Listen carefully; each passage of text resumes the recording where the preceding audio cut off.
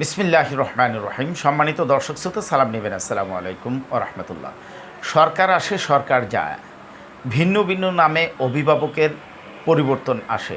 যেমন শিক্ষামন্ত্রী, শিক্ষা প্রতিমন্ত্রী, শিক্ষা উপমন্ত্রী, শিক্ষা উপদেষ্টা, ভিন্ন ভিন্ন নাম আসে, কিন্তু কাজ একই থেকে যায়। শিক্ষায় যে সমস্যা, সেই সমস্যা দূরীভূত করার জন্য শিক্ষা সোলজারদের সাথে কথা বলা উচিত। ফিল্ড লেভেলে এসে যাচাই বাছাই করা উচিত। স্বাধীনতার ৫৪ বছর হয়ে গেল, এখন পর্যন্ত কোনো কর্তা ফিল্ড লেভেলে এসে জানার চেষ্টা করে নাই আসলে কি কি সমস্যা বিরাজ করছে। তারপর যেহেতু তারা এই খবরগুলো নেয় না, আমরা গিয়েই তাদেরকে সেই সমস্যাগুলো শোনাই। শোনানোর পরেও তারা সমস্যার সমাধান করতে চায় না, বা করতে গেলে আমলাতন্ত্রের কুপরামর্শে বৈষম্য নিয়ে তারা নীতিমালা প্রণয়ন করেন। একজন শিক্ষা সোলজার হিসাবে বিনা পয়সা সরকারকে পরামর্শ দিতে হাজির হয়েছে। সম্মানিত দর্শক শ্রোতা, যেই পরামর্শগুলো আমলাতন্ত্রে দেওয়ার কথা, কারণ রাষ্ট্রীয় কোষাগার থেকে তাদেরকে গাড়ি বাড়ি দেওয়া হয়, তাদের নিরাপত্তার ব্যবস্থা করা হয়, তাদের আয়া বোয়া দেওয়া হয়, তাদের মোবাইল খরচটা পর্যন্ত সরকারি কোষাগার থেকে দেওয়া হয়। তারপরেও দেশের উন্নয়নে, রাষ্ট্রের উন্নয়নে, জাতি বিনির্মাণে যে শিক্ষা গুরুত্বপূর্ণ ভূমিকা রাখছে, তার ক্ষেত্রে কিন্তু তাদের কোনো কর্মকাণ্ড চোখে পড়ছে না। যাই হোক, আপনাদের ব্যাপক শেয়ারের মাধ্যমে আমরা চাইব যে তাদের কানে এই বিষয়গুলো পৌঁছাক। প্রথমত, রাষ্ট্রযন্ত্র যদি শিক্ষাক্ষেত্রে আমূল পরিবর্তন আনতে চায়, তাহলে এমপিভুক্ত শিক্ষা পরিচালিত হচ্ছে ম্যানেজিং কমিটির মাধ্যমে। শিক্ষার 97 থেকে 98% দায়িত্ব পালন করছে এমপিভুক্ত শিক্ষকরা। সেই এমপিভুক্ত শিক্ষকদেরকে পরিচালিত করা হচ্ছে ব্রিটিশ শাসিত ম্যানেজিং কমিটির মাধ্যমে। আমরা সরকারের কাছে বলতে চাই যে ম্যানেজিং কমিটি প্রথার বিলুপ্তি করতে হবে। কোনো প্রকার কোনো পেশি শক্তিওয়ালাকে ম্যানেজিং কমিটির খবরদারি করার সুযোগ দেওয়া আর যাবে না। যেহেতু আপনারা আমাদেরকে ইএফটির আওতায় এনেছেন, এখন আর বেতন বিলে বাউচার বাণিজ্যে স্বাক্ষর দেওয়ার জন্য তাদের দরকার পড়বে না। তাই ম্যানেজিং কমিটি প্রথা বিলুপ্তির এখনই মোক্ষম সময়। দ্বিতীয়ত, কোনো প্রকার কোনো নিয়োগ ম্যানেজিং কমিটির হাতে থাকতে পারবে না। আমরা আপনাদের কানে দিয়েছি যে প্রতিষ্ঠান প্রধান পদ নিলামে বিক্রি হয়, নিয়োগ বাণিজ্য হয়।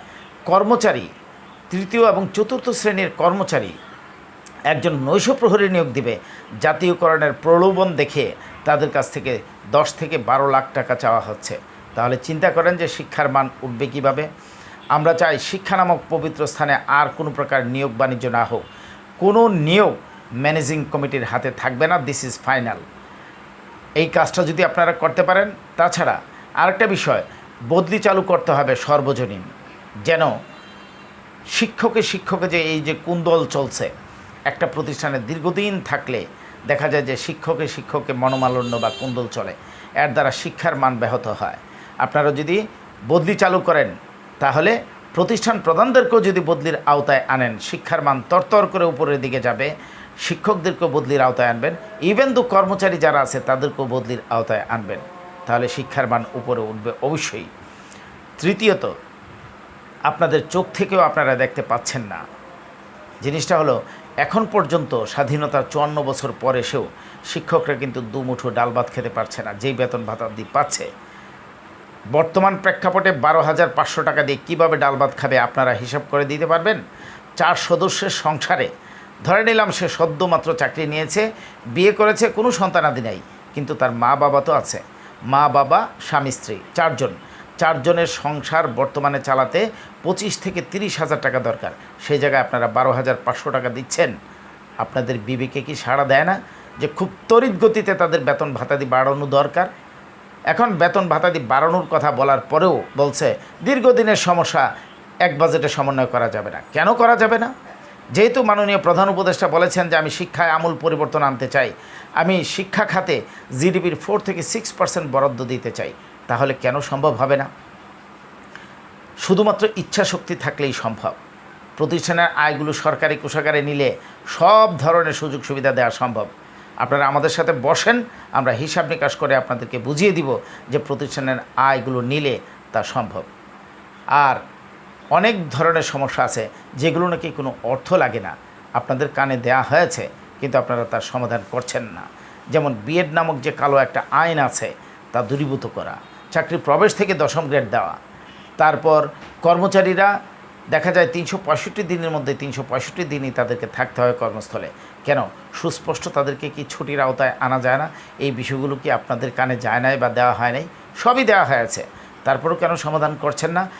সহকারী প্রধান শিক্ষক এবং সহকারী শিক্ষকের মধ্যে বেতন স্কেল এক হওয়ায় দেখা যায় যে প্রশাসনিক দায়িত্ব পালন করতে উনি অনেকটা সমস্যার সম্মুখীন হচ্ছেন, কেউ কাউকে মানতে চাচ্ছে না, কারণ বেতন গ্রেড একই।